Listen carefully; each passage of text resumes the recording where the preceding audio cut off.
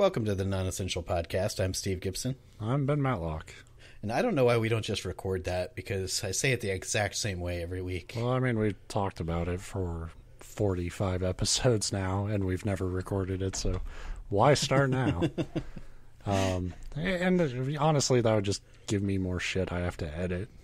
Yeah. Our busted intros are really easy after we're done making the episodes. Yeah, so welcome to the show.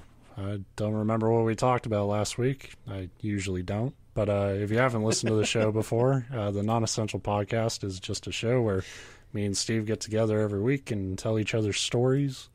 A lot of history, sometimes fiction, and urban legend and shit like that. Yeah, just all over the place. Whatever we find that we come across that we think is interesting. Yeah. And no one else does.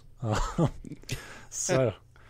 yeah, apparently not as many people share my love of just learning about random things as I assumed that they would. We started strong, but now it's falling apart, and that's fine.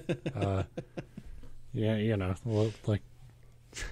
eventually, it's like a comedian. I remember reading about Dave Chappelle and shit, trying to go for longest stand-up set record, and so they it was between him and Dane Cook. And they kept trying to outdo each other by doing these long-ass, they're at hour 7. And it's okay, the building is burning down. I was going to say, I don't even want to know how many casualties from that audience where they just hung themselves in the bathrooms or drunk themselves to death at their table. Make it end.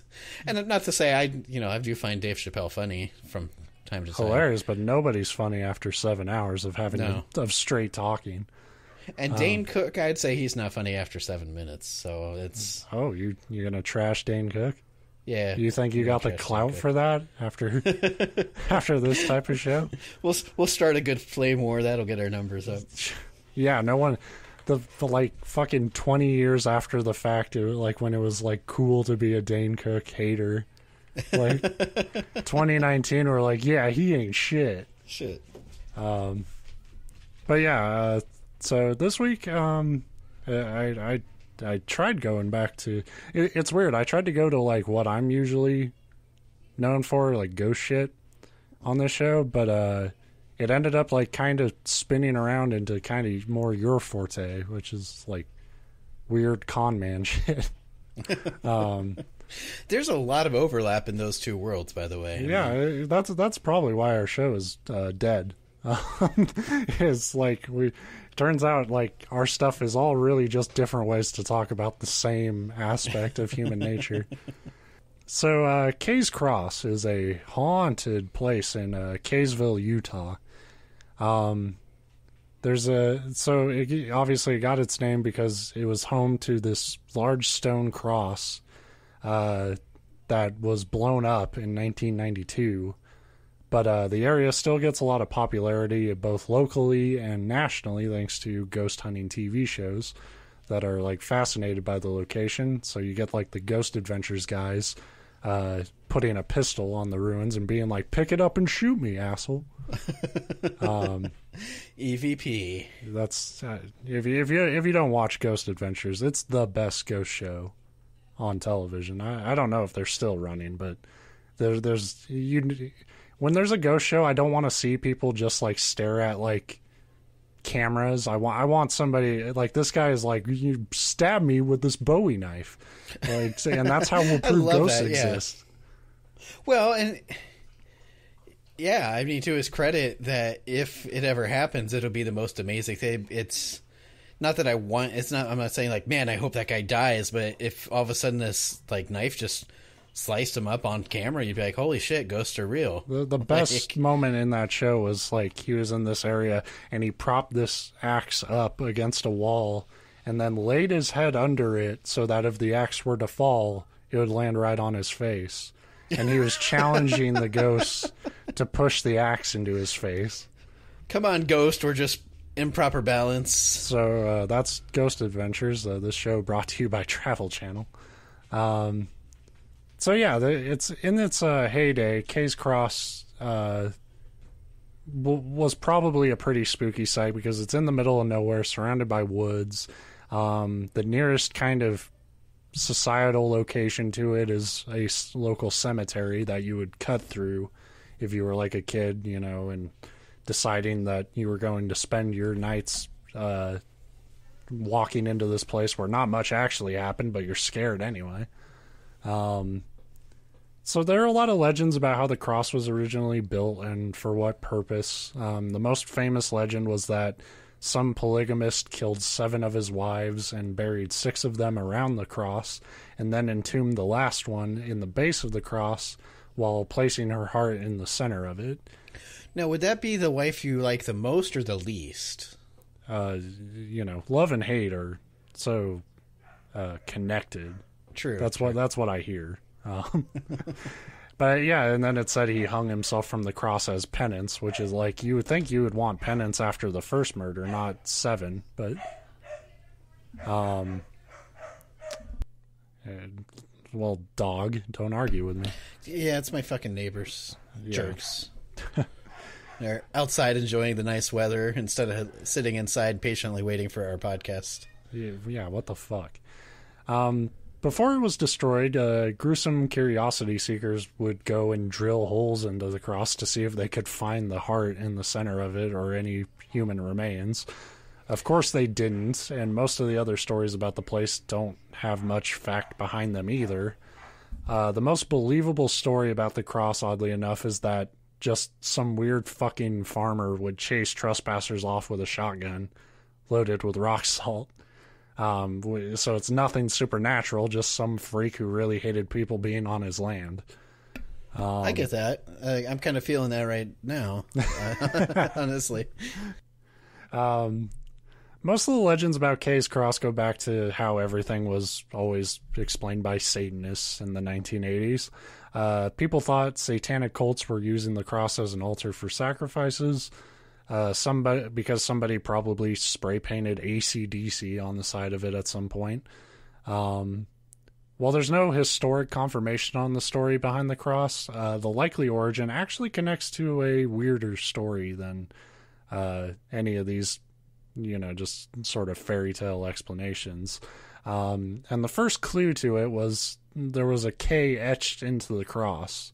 And when it was destroyed, people were racking their brains trying to figure out what the K meant. The Deseret News conducted an interview with a man who claimed he helped build the cross in the summer of 1946. This man's name was Merlin Kingston, and people naturally thought the K was for his last name, like it was some fucking shrine to himself or something. But according to Merlin, the cross was built in honor of Krishna Venta and his fucking weird fucking fuck cult. The K was supposed to stand for kingdom, and the arms of the cross were supposed to be decorated with glass and hold scriptures. But Krishna Venta left the area before the cross could be completed, and I guess Merlin and the other people working on it were like, fuck all that detail, he just gets a big cross. I like it. As soon as the boss goes away, you're like, it's good enough. Fuck it. So Krishna Venta was born Francis Penchovich in San Francisco in 1911. His early adult history was pretty much that of a petty criminal and a con man. Shock. Even one arrest came when he sent a threatening letter to the president, which I found pretty funny, just coming from this dude. Because all the pictures of him, typical cult leader shit. Like he tries to make himself look as much like Jesus as possible, but he's also going to, take the president in 12 rounds. Well, I forget what book of the Bible that is, but it's like, thou shalt threaten the president. Thou shalt step to the G, Anyway, by 1941, he was calling himself a writer, which is maybe possible, and an MD, which is definitely not possible because there's no evidence he even graduated high school, much less went to college. By 1944, his wife would leave him because he was sleeping with his secretary. How a not doctor dipshit has a secretary is beyond me, but he had one. Well, that also goes into the, Jesus lookalike cult leader thing, because that's... Well, he would eventually marry that secretary immediately after that divorce. And he went off to Salt Lake City, where he tried to join the Army at Fort Douglas as a conscientious objector in 1945.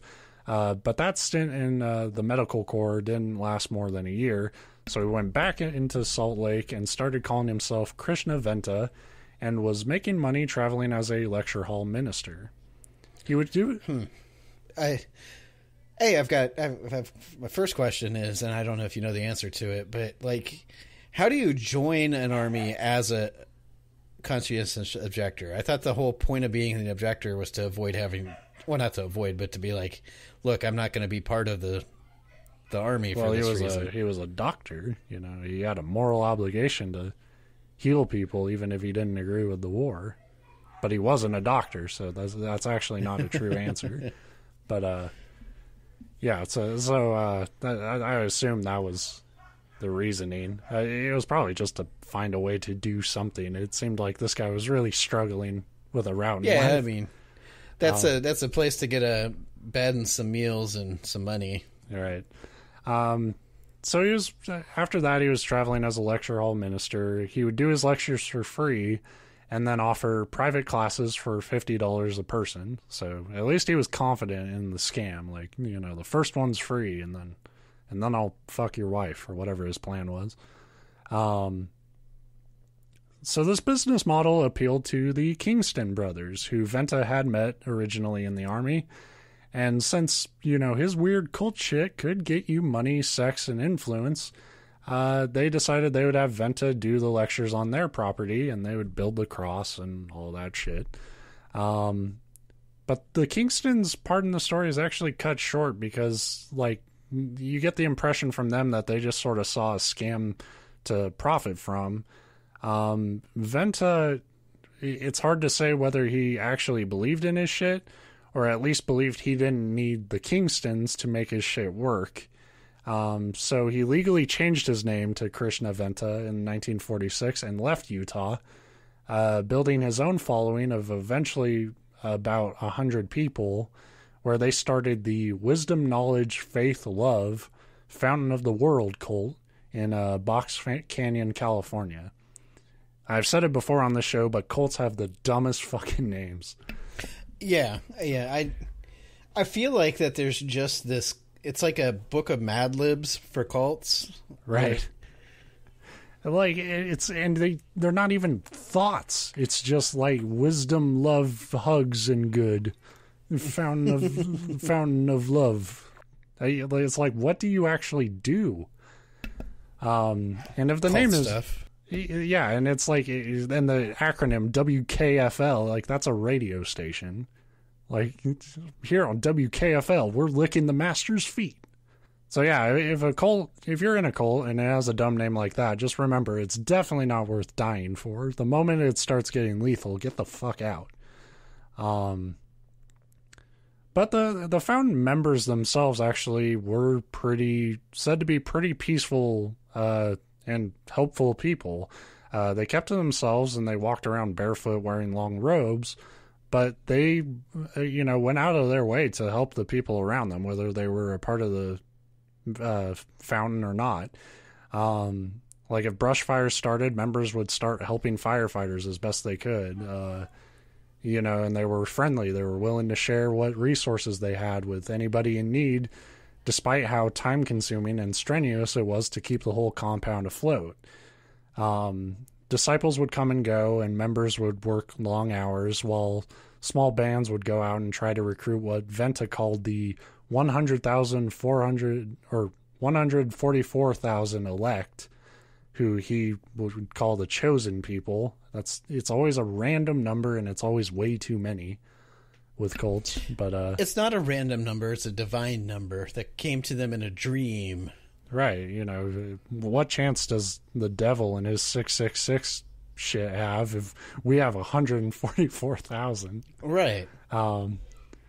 So Krishna himself was rarely around to help, of course. When he wasn't getting arrested for not paying child support, which he argued that the money was all the fountain's property and not his alone, so he couldn't pay with it. Well, that's...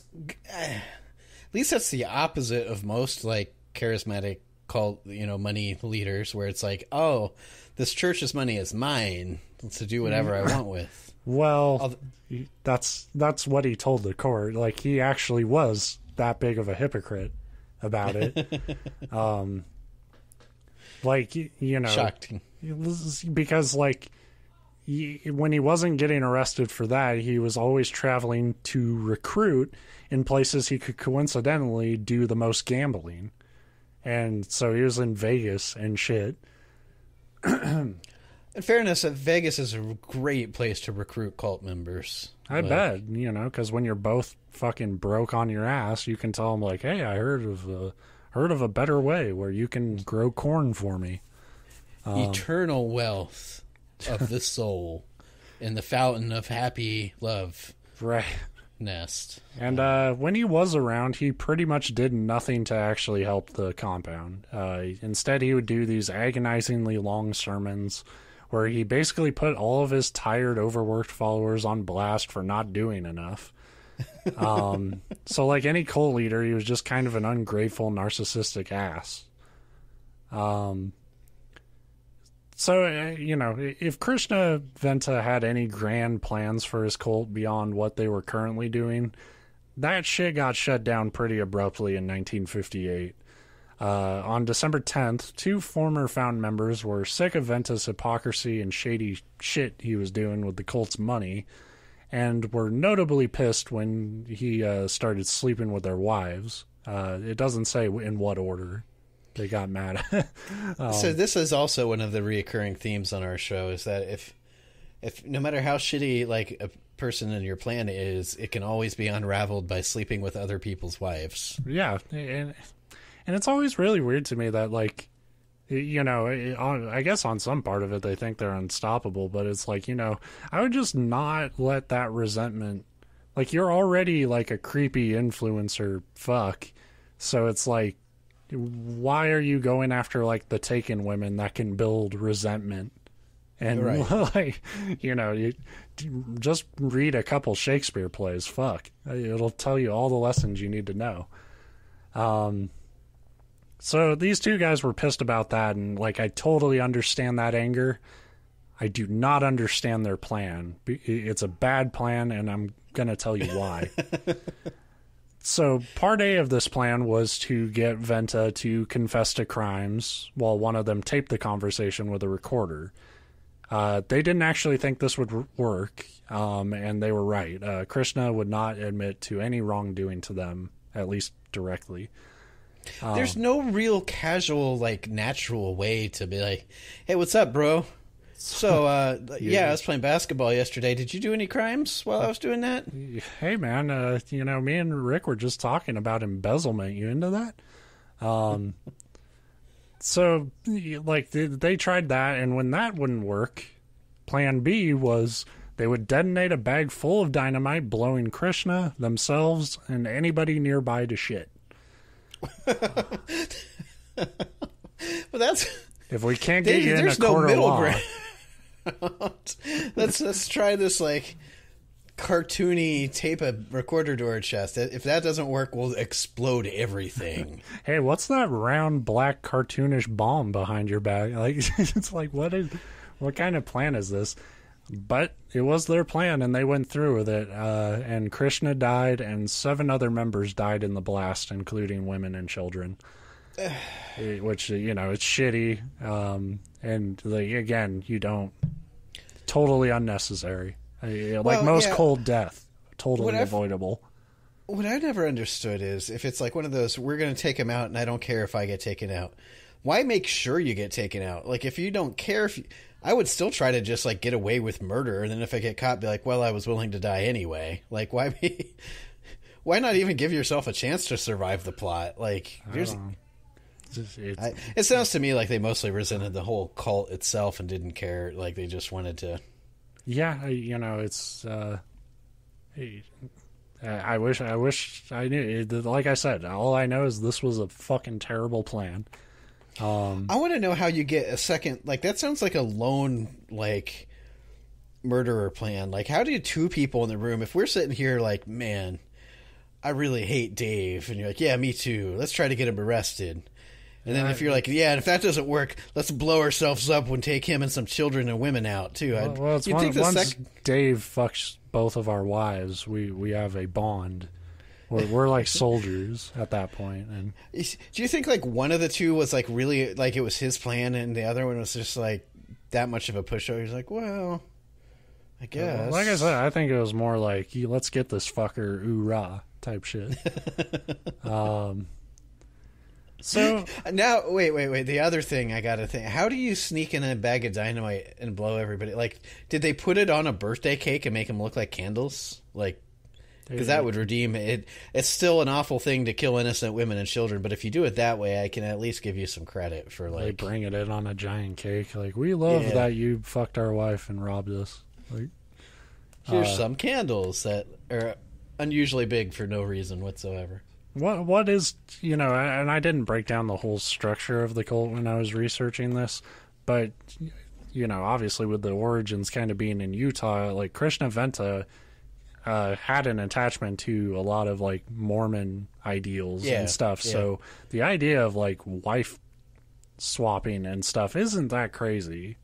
No, I mean, that's very like standard cults. I'm not saying every cult does it, but it's very common. Yeah, you don't hear it and go, what? So it's like, what did you think you were signing up for? Like, just you were going to get a free robe? Like, I don't know. I don't like your wife swap policy, but I love the red robe policy. But the robe and not wearing underwear underneath it, you can really be free out here in Box Canyon. So despite Krishna's death, the fountain survived a fair while longer. By 1968, one Charles Manson and his buddies stayed on the monastery off and on for a few months, but they apparently scared the shit out of the other fountain members and were forced to leave. So these guys were too crazy for a fucking crazy cult. Yeah.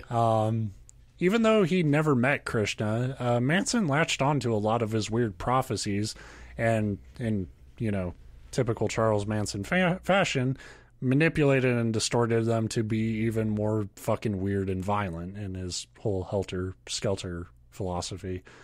But after that, the cult started to fade out. Krishna's wife and kids left for Alaska, bringing a few members up with them. Others decided since this cult didn't work out, they'll join the People's Temple led by Jim Jones. That'll work out for everyone. It's like, what this... this cult didn't work out. Let's get to the guy who's clearly crazier. Right. And very insistent that when he says drink the punch, you drink it. So while Kay's Cross has all this urban legend fodder behind it, the truth is that it was just this monument to the early days of a creepy cult con fuck. Like, nobody knows who blew it up, but the best theory is probably the simplest. It was just property owners who wanted people to fuck off. Yeah, I mean, if people keep coming onto your property to see this thing and you have no attachment to it, it's like...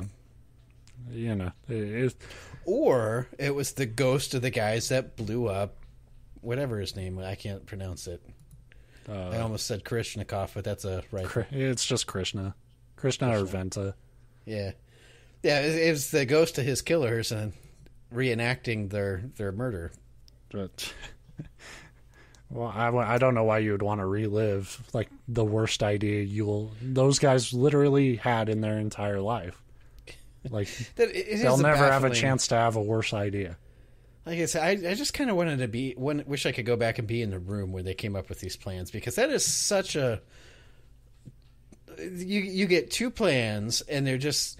Like, one's not violent at all, and it's cartoonish, and then the other one's like, or we just blow everything up with dynamite. Like, was there any, like, other plans discussed that they're like, nah. Well, we can't get a gun, not in California. It's impossible. But, like, that's the thing. Like, I was actually thinking about this at work today, how really my dream job, the closest thing I have to ambition would be just a professional... like idea shoot down man or like just an asshole who's like, that's not gonna work. Like everyone will fucking hate you if you try to do that. And I really, like, that's my calling. And I don't know what school I need to go for that, but hopefully I can figure it out. I like it. It's kind of like the motivational speaker role, except the opposite. Companies bring you in to shoot down stuff. They're like, look, our CEOs have had a string of really bad ideas, but nobody here is willing to say no. How much will it take to get you in here? You're like, I got this. I'm like Alec Baldwin and Glenn Ross, but without like the motivation of go sell shit. Like, mine's more like, you're all useless. You should give up now.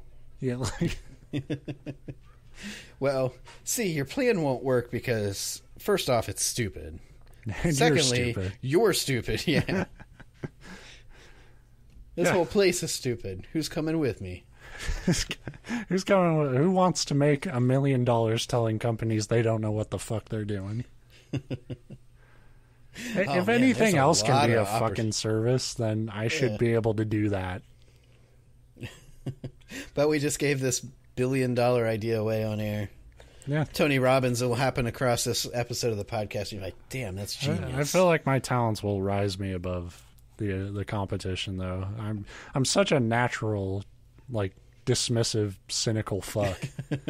That's like, even a great idea, I'll be like, yeah, it'll probably work, but what's the point? That sounds like a lot of effort, yeah. You know, like, you think about what you're really doing is you want people to change, you dipshit.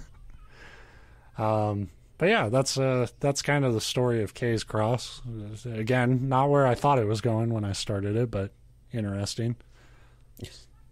It's funny because it sounds like you were going for kind of what I went for this week, although mine stayed on track, sort of.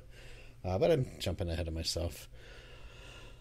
So, in 1824, Albany, New York passed an act to establish the Genesee County Poorhouse. It's a property near the intersection of Raymond Road and Bethany Center Road, located at the center of the county. On December 6, 1826, an official announcement was given stating that the facility would be ready to begin accepting paupers, as they called them, starting on January 1st, 1827, and requested that overseers of such paupers, which I guess was a job, be ready to send them with their clothing, personal items, and other such belongings as may be necessary and useful to them. Yay. So if you're not familiar with what a popper, I mean, it's a jalapeno with cream cheese, and you bread the whole thing and fry it. It's delicious. And you snort it. The announcement would include a list of those who are eligible for care. So if you're not sure what they meant by poppers, here you go. The services were intended for people who were habitual drunkards, which is my category, vagrants, and then they use the word paupers again. So basically people with no means of income, just poor people, homeless people. State paupers. So apparently there's two different categories. Those were people who were blind, lame, old, disabled, and had no means of income. You know, you didn't have to be all those things, just one of those things. Lunatics, which they defined as one who by disease, grief, or accident lost the use of reason, or from old age, sickness, or weakness, was so weak of mind as to be incapable of governing or managing their own affairs. So people with mental conditions. An 1867 report, so that would have been about 40 years after this facility opened, from the superintendent, listed that there is about 1,018 poor people staying at this facility. About 706 of them were there due to intemperance, which is defined as an obsessive consumption of alcohol or liquor, so alcoholics. So that's pretty good when you have like a house to help homeless people and greater than half of them are there because they're alcoholics. It's a fun time to be alive. Though I would point out, too, that in the 1800s, diagnosis of patient issues was even worse than it is today. Like, it's far from perfect today, but back then it was just a hellscape of... I don't know what you're talking about. I can spot liver disease like that. I mean, more as far as, like, the mental conditions. Like, if you have anything, they're like, yeah, you're just lazy. You're just an alcoholic, whatever. Yeah, we can pretty much do that now. There was a document that detailed how one of the residents, or a couple of the residents, were a widow and her children that had come to stay at the poorhouse after her husband's death had left them with no means of income. So that type of thing. People that just... It's a homeless shelter, basically, but a big facility. A year after poorhouse. Yeah. I never realized, you always... your parents are like, oh, you're going to send us to the poorhouse. I never said that, but... I've heard it. I thought that was just a really cheap house. Yeah.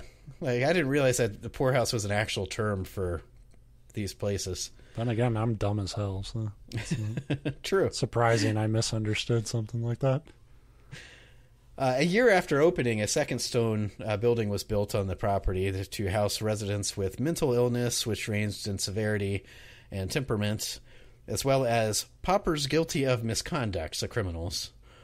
In 1887, persons suffering from acute insanity were sent to the Buffalo State Asylum. So eventually, after 60 years of this, people that were considered insanely insane were actually sent to an asylum, which are horrible places as well. And cases of wild, violent, or chronic insanity were sent to a facility in Willard, New York. So, they kept these people all together up to a point, and then they're like, these people probably need specific, special care, where they get locked up and shocked and all that. That doesn't make any sense. We should all put them on chains and leave them in a yard. Yeah. The Genesee County Poorhouse was in operation until 1974. Over the course of nearly 150 years of use, numerous people died while staying there.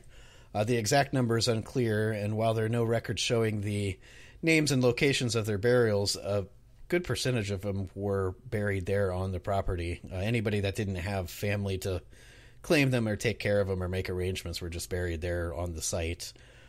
There is a graveyard, but it's long since fallen into disrepair, and it's unclear how many of these are like individual graves or just like a, group burial, whatever. There's not really any identifying markers. In June of 2004, a memorial was constructed in the Genesee County Park to memorialize those who had lived and died at the poorhouse. And that's the end of the story. So join us next week for another great pair of topics. Good night. Good night. Of course, there's more to this. So after part 2 next week. See you later. It'd be nice. Call it an early night. Go get some dinner. I'm telling you, non-essential soundbite. People would tune in. Uh-huh. For Too bad. 1 week. I'm like your cult leader, or like Dane Cook, who I said I love. I'm gonna just keep talking, and you all have to listen. It's all right. I'll do a fade out, just like, well, my story this week. Anyway, after the poorhouse closed in 1974, it was purchased by a man named Cecil Speakman. Speakman, who was 73 at the time and lived alone, saw an opportunity to rehab the aging building, and he wanted to turn it into apartments for the elderly and the widowed, basically like an assisted living facility. But Cecil was unable to secure funding for the project, so he decided to take on the job of repairing the decrepit building himself. And so he moved in full-time and set to work replacing the crumbling walls, broken windows, cracked floors, and basically a never-ending list of things that needed repaired. I like that. Just throw yourself into like the worst fucking hamster wheel ever. And part of the reason it was shut down is just because after 150 years, the building is just falling apart. And so for somebody, especially at 73, to be like, fuck it, I'll fix it myself. I just imagine a guy like, nah, dude, that's good wood. It's like things are eating through it. One of the things I read did say that he, because obviously if you're turning them into apartments, it was already a facility, so there was like living, rooms and stuff, but it needed, some rearranging. And one thing I read said that he was like taking down load-bearing walls to like rebuild walls and rooms and stuff, and it didn't give the impression that he really knew what the fuck he was doing, just that he was going to do it, which may be unfair. Maybe he was a builder and he did know what he was doing. The place didn't fall down, so that's not where I'm going with it. But he just decided to move in. Like, he didn't have a house. He's just going to live at this old, facility and fix it up and then turn it into a retirement home. He'd have to run off the occasional trespassers, mostly local teens who wanted to explore a creepy, mostly vacant facility. And he eventually started carrying a machete and a shotgun to scare people away with. So he just earned a couple more points in my book. But for the most part, these incidences were just minor annoyances, especially compared to the things that started to happen next. So one day while working on the repairs, Cecil was interrupted by a blood-curdling scream. Startled, he went to investigate, but found no sign that anybody else was in the building. He'd soon start to experience all sorts of strange phenomenon, catching glimpses of shadowy figures in the halls. Rooms would inexplicably become unbearably cold and then eventually, return to normal. He'd have the feeling of being stalked or watched, sometimes even pushed or, feeling like something was touching you by some hostile presence. And, of course, the screams. Cecil never abandoned his dreams of fixing up the property, but he probably should have, because spending day and night alone in a haunted complex took its toll on him, and he would eventually go mad himself before suffering a stroke and dying alone at the poorhouse. So, the Genesee County... Yeah. The Genesee County poorhouse stood empty for nearly 2 decades before being purchased in 92 and opened as the Carriage Village, which was a antique mall and a carriage museum.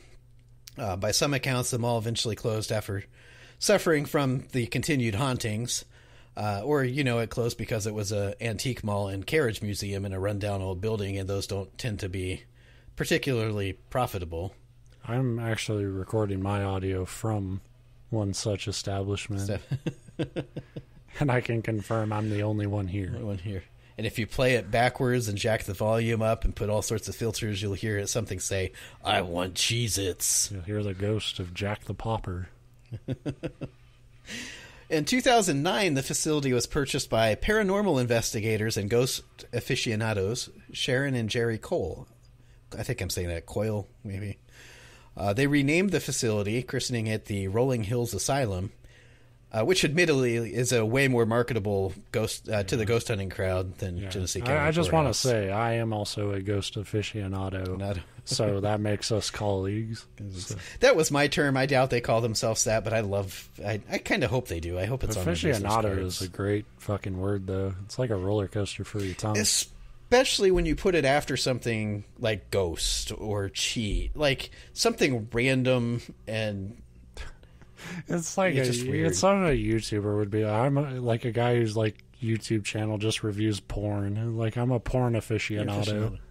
But I'm thinking something more obscure. Like I'm a scissor aficionado. I know all the best like brands of scissors and the history of it. It's like I feel like something too obscure though. Like they would have their own term for it that like is only used for like scissors. Is like I'm a cutlerist. Cutlerist. I like it. Anyway, so it's now called the Rolling Hills Asylum. The site still exists today, and those looking to experience the haunted building for themselves can even book tours, which made it really damn hard to find the information I wanted for this week's topic. It's like you said about the cross. This place is very like popular amongst ghost hunters, and it's any paranormal investigation or ghost hunter or ghost dare to cut my head off show, they've been to the Rolling Hills Asylum. You can find a million episodes about it on Travel Channel right now because I came across them. Yeah. But when I was trying to Google, like I wanted I'd heard about this place. I'm like, oh, cool, I'll tell some ghost stories. And I want to know stories about the supposed ghosts.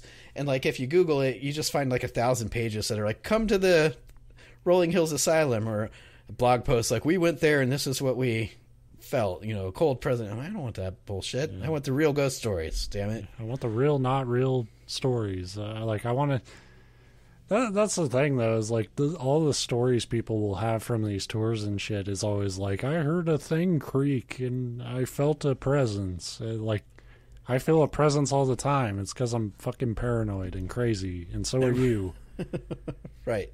And it's fine. Like, I don't want to... I'll make fun of these people because I like to, but... It's mostly in jest. We've talked about. I'm making fun of them, but I am one of them. So yeah, like I would totally go, and it's the kind of place I probably wouldn't pay to go on tour, but if I was a teenager growing up in the area, I would have definitely trespassed it. So got to see it, yeah. I totally would break the law and take a huge fucking fine when I could have just paid a tour. But, so anyway, there are actual ghost stories behind, well, I say actually, I was able to get to them, but man, I had to go through a lot of, like, just advertisement for the place. But in fairness, let's do it. If ghosts do exist and you can actually hunt them, it does seem like the perfect place to do so. They give you a big net. If you come out with a tree, a ghost did it. For starters, though, I mean, there's the bodies. Like I mentioned, there were at least hundreds, but as many as 1,700 people died while in care at the facility. And a good percentage of those were buried there, because if you're poor, most of the time you don't have family to come, claim your body and pay for a burial elsewhere. Yeah. And only a few of you are getting collected by, like, freaky-ass doctors who are... Right. Like, yes, I totally knew John. It's Jack. That's what I said. John was our family name for him. He was my best friend. And it had to be a miserable place to live. It's no secret that even up to the mid-1900s, mental health facility and psychiatric care were both synonyms for, like, unethical science experiments on human patients and cruelty and torture in the, disguised as care. You could argue that to this day that's still often the case, but there's no denying that it was like a whole different level back then. This is a lobotomy era. To make things worse, the facility would house these patients alongside those admitted simply for being poor or alcoholic or old or weak. And these patients were just, for the most part, permitted to just wander the halls. So I'm sure it was just a fun-filled place to have to live. There was a lot of suffering that went on there, and if any place is going to be haunted, like I said, my thoughts on ghosts are that they don't exist, but they might.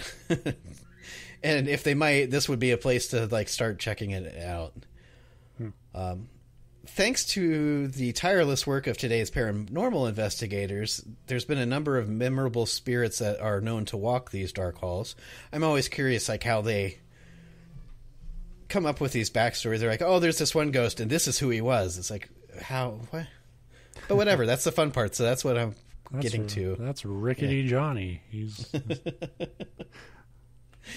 Of course, there's Cecil. Visitors have claimed to see a spirit that seems to be wielding a machete, which is just fucking terrifying. How do you get a better, like, consistent ghost in your location than fucking maniac with machete? Right. I mean, it's a ghost. It doesn't need a machete to kill you, but he fucking carries it anyway. Yeah. Like, he doesn't need it, but you know what? You put two ghosts together, are you scared of, like, the Victorian era girl or the fucking weird dude with the machete? Exactly. Plus, we know he was a codgety old guy that was trying to defend the building he bought. So I'd like to think if you like whipped out the Ouija board, it would spell out like "Get off my lawn, you damn hoodlums" or something. I don't know. Like, this is taking too long. Just get to your point, machete man. Like, he's like, "Get off my," and then your head just like he's like. It just spells out "fuck it" and your head lops off. It's just like he's trying to write a full letter. Like, I have asked you numerous times to vacate my property. It's like, God damn, dude. All right, we're leaving. Not because you told us to. We were just bored. Yeah, this sucks. We're going to go play Monopoly. That's how bad the Ouija board is. There's a ghost. The ghost of George Fleming is said to haunt his old room on the third floor of the West Wing. Fleming had been a caretaker of the facility for 29 years, starting in 1912. Though he and his wife originally lived in the caretaker's house, which was across from the facility, there was farmland there. You know, being a poorhouse, they had a farm and like woods and stuff where they could grow their own food and help support themselves. And definitely not a labor camp, though. You know. Right. But after suffering a number of strokes, which left him unable to speak, he and his wife moved in to one of the rooms in the facility in order to be closer to the medical care he needed. Visitors to this room have reported hearing growling sounds coming from, nowhere, thought to be the sounds George would have made after suffering the strokes, which makes sense. I mean, if you left unable to speak and then you turn to a ghost, you'd be like, rah, rah, rah, rah. Or that's just the sound of random shit that you hear in an old creaky building. But whatever. Emma is the ghost of a German nurse who is said to have worked at the poorhouse. Apparently she was a terrible woman who often abused and yelled at both patients and staff alike, which makes her perfect as a ghost. It's like the Silent Hill, just evil, witchy nurse ghost. Emma's usually the ghost linked to the disembodied screaming heard in the hallways. She is said to violently slam doors, and witnesses also hear the sound of something being dragged across the hall.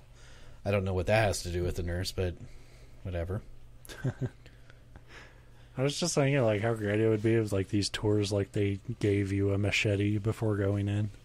It's like, oh, no thanks. And you're like, no, you want no, this you machete. have to claim, like, you're going to have to stand up for yourself and say, I claim this room. Roy is one of the most well-known ghosts, and that's likely because he is said to be the spirit of a man who lived nearly his whole life at the poorhouse due to a medical condition that also caused Roy to grow to a height of over 7 feet. Good God. Basically, he had the pituitary... We know it now as gigantism. It's a pituitary issue. A 7-foot tall ghost is fucking terrifying. I would have called him Big Boogie Boy or something, B-O-Y, because you got to be... I call him Biggity Boo. Biggity Boo. But I guess I can name my own ghost once I buy my own asylum. So for now, he's named Roy. He's said to be a friendly ghost, though. In fact, the current owner even tells a story about how one day while walking the halls, she was startled by a mouse and it caused her to scream. The next day she found a mouse dead. Its neck had been snapped. And she attributes this to Roy, who she thinks saw her get scared of the mouse and then killed it for her. And decided I should suck the bone marrow out of that mouse so she'll never feel fear again. It'll make me grow even taller. Like, I want to, like, Roy sounds like a ghost who would, like, make you a donut or some shit. Like, yeah. Just Roy's a good guy from all accounts. Like, he's a good ghost. Right on. Others report the sensation of an extremely large hand being placed on their chest, but not in, like, a threatening or fearful way. Just like, kind of you know I could kill you at any moment. Yeah. Yeah, what a good guy. There's a room on the second floor known as the rocking chair room, and that's really all I need to say about that, because a rocking chair in an old rundown abandoned building is fucking scary as hell. Yeah, that's the kind of thing. If you're exploring one of these places, you come around the corner and there's like blood everywhere. You're like, cool. You enter the next room and there's just a rocking chair. You're like, get the fuck out. And there's always one in every like haunted location. Like, you go to like Dracula's castle, and you're like, right. What the fuck did he need a rocking chair for? Why is this here? Here's the pikes where Vlad impaled people's heads. You're like, oh, neat. That's kind of creepy. And here's a rocking chair. Get the fuck out of here. Go, run. Right. Here's the pyre which he burned all his victims, and here's where he read a book. I think this is the last one I put down. Yeah. There's a hallway known as the Shadow Hallway, which, of course, is a hallway where people claim to see shadowy figures. To me, this is both like the most obvious like result of normal human psychology and physiology. There's a I always say it wrong. I think it's pareidolia, whatever. But it's paraphilia. Yeah. It's a tendency for us to see faces and human figures where there are none. It's thought to be a long, like, passed down survival instinct that helped us identify threats in the wild. So it's the kind of thing where, like, a lot of times you see it where you're like, oh, look, you can see Jesus's face in this piece of toast. We have a natural tendency to turn random patterns into things that look holy objects, so you have the best toast ever. It tasted really good. Yeah. I don't think I was supposed to eat it, but that's stupid. He gave it to me. But I think most of us has experienced something where like something has caught our eye, especially just like out of the corner of your vision, and you were like fucking certain for that split second there was a person there, but when you look, there's not. And a lot of it's, generally just a trick of the imagination. So, like, these shadowy figures, to me, it's like one of the things that has the most, like, that's a normal event. But also, just talking about seeing a shadowy figure that you think is there is not, is enough to, like, just give me goosebumps, because it creeps me the fuck out. It's interesting that it does, because, like, to me, it's like I hear, oh, we see a lot of shadowy figures in this hallway, is like, I see a lot of shadowy figures all the time. Same. Like, I work in a bad neighborhood, so... But I mean, I could just picture that thing where you're alone in a dimly lit building, and all of a sudden you think you see something like walk across this hallway, like into another room. Like, again, I can sit here and talk about these like actual human, like known scientific reasons, like why that could happen all day. But then as soon as it happened to me, I would be like screaming and running for the door. Yeah, there's totally those moments where it's like I've had them before, where like you're walking around at night and you swear you see something like kind of in the distance, you know, and your brain starts doing that. It starts making a form to it or whatever, and it's like, wait, am I like just imagining this like silhouette in the darkness, or is that actually a thing? And it's always been my imagination, but there's always that part of your brain that's like, if I'm wrong and this fucking thing starts chasing me, right? Like, I'm fucked. Yeah. So it's like the like shadowy figure hallways, like the thing that I can most easily like write off, and also would probably creep me out the most. Yeah. There's lists and lists of phenomenon said to regularly occur at this asylum. You can find them online. A lot of it seems, I think I'm using this term right, the psychosomatic. You know, basically, like visitors will lay. The morgue is there. The place had a morgue. Like I said, up to 1,700 people died while living there. Yeah. And visitors will lay down on like one of the examination tables, and they say they can feel their chest being compressed. But you're laying on a fucking examination table in a morgue. That's creepy. Like, even if you don't believe in ghosts, it's like like I would oddly be more comfortable in a lot of these haunted places than like a doctor's room, honestly. Right. I've talked about, I think on this show, I know I've talked to you about it before, about a job I used to have, the security, and it was over a facility. Long story short, it used to be where Ohio would house orphans. You know, back in the like 50s and 60s, the state would house them, and then they changed it to where they'd go to families, which is much better. But the buildings are still there, and my job, it was an awesome job because it was easy. You just walked around like once every 2 hours and made sure nobody was like trying to break in or anything. But one of the buildings that you'd have to check on was the medical building, and I fucking hated that building. Like, because it was fucking late at night. Right. And it's relatively modern, so it's not like the Evil Within where it's like you see this old steel like examination. It wasn't a morgue, so there wasn't like body tables and lockers and stuff, but it's still that, and then the intake where it was like almost like a school, but you knew that was where people, you know, kids came in and were just like checked in and put on a list and stuff. Those were the two buildings I hated the most. But anyway, so yeah, people that lay on this table, the morgue table, said they feel like compression in their chests. There's an old wheelchair left in one of the hallways, and men who sit in it claim that they can feel that they're being pushed around by some mysterious force, which I would say is probably the uneven floor, you know. It's weird. It's like something's pulling at my feet constantly towards the ground. It's like that's like gravity, dude. Places where they say you can hear furniture being moved on the floor above you, even though there's no... I was gonna say, like, that's the shit that fucks with me more than like your eye playing tricks on you. It's like when other parts, like other senses, are just firing off out of control, and so it's like, and once you pick shit up on one thing, they all go into overdrive, and you hear like everything. And buildings like that just make creepy sounds because things settle. Yeah, like, you know, if you really think about it, like having pets, you kind of go numb to it because like your pets are always making some noise at some point. Right. But I've been alone in my houses a few times without the animals around, and it's that same thing. You realize just how much fucking shit makes noise on its own in any house, and you just start fucking freaking yourself out.